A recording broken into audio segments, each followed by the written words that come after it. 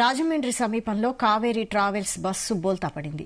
విశాఖపట్నం నుంచి హైదరాబాద్ వస్తుండగా రాజమండ్రి గామన్ వంతెన దగ్గర బస్సు అదుపు తప్పి బోల్తా పడింది.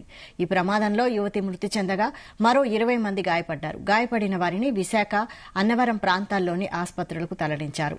ఘటనా స్థలానికి చేరుకున్న పోలీసులు ప్రమాదానికి గల కారణాలపై విచారణ జరుపుతున్నారు.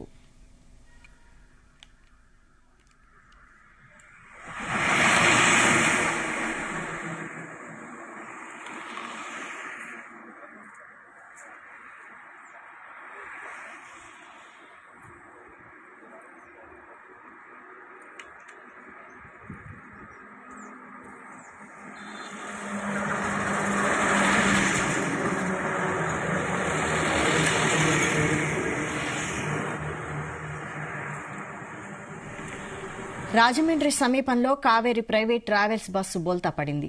విశాఖపట్నం నుంచి హైదరాబాద్ వస్తుండగా రాజమండ్రి గామన్ వంతెన దగ్గర బస్సు అదుపు తప్పి బోల్తా పడింది.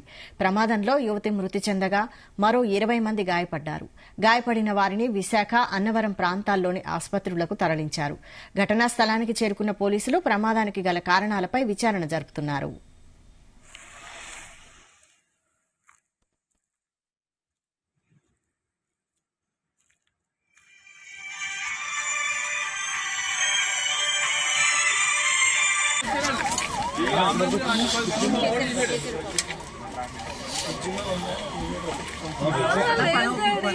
Huh?